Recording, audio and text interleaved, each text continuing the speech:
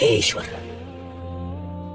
माझ्या छातीत जळणारे प्रश्न आज मी तुला सरळ विचारतो. तू मला अध्यात्म का शिकवलंस जेव्हा मी अजून माझ्याच विरक्तीचं ओझं पेलू शकत नाही.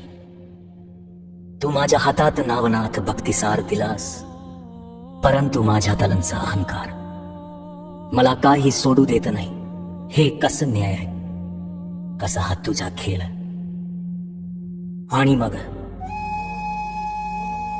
तू म्हणालास अलक निरंजन आदेश, पण तूच तर ओम आहेस. तर मी वेगळा कोण? का वेगळा समजतो स्वतःला? जे हा तूच मी आहेस आणि मीच तू. तू म्हणालास दानवीर कर्ण आहेस तू, पण मला स्वतःलाच दिसत मी अजून देण्यासाठी संघर्ष करतो. मी अजून सगळी बाजू समान पाहू शकत नाही.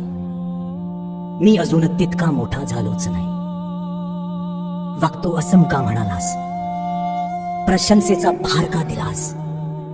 मी अपुरा आहे हे तुला ठाऊक नव्हतं का? आणि इथेच आणखी एक आग, मीच तुझा पुत्र नाही का? मी कमी आहे का इतरांपेक्षा? तू त्यांना इतक्या सहज कृपा देतोस, माझ्या दाराजवळ मात्र का अवघड प्रवासच ठेवतोस? पण या प्रत्येक प्रश्नाच्या मागे तुझं शांत उत्तर मला ऐकू येतं. ज्याला वादळ पेलवायचंय त्याला आधी वारा सहन करायला लागतो.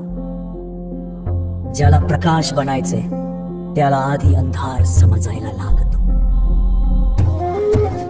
नावनाथांनी मला शिकवलं, भक्ती ही पलायन नाही, ती आत्म्याचा एक क्रमण आहे अहंकारावर, सुरक्षेवर. त्या मी वर जो मला वेगळं दाखवतो. अलक निरंजन आदेश हा शब्द तुझा नाही, तो माझ्यातल्या देवाला दिला गेलेला आदेश आहे. जाग हो, दानवीर कर्णाची हाक, ही प्रसन्नता नाही, तो भविष्याचा इशारा आहे.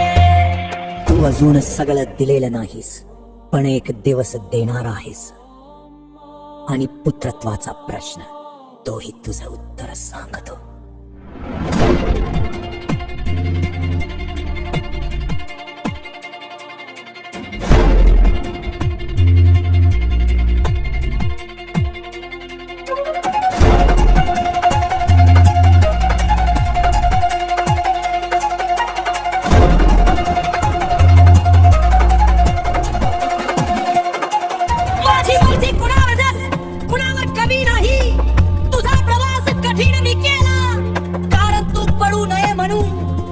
मजबूत घडवलं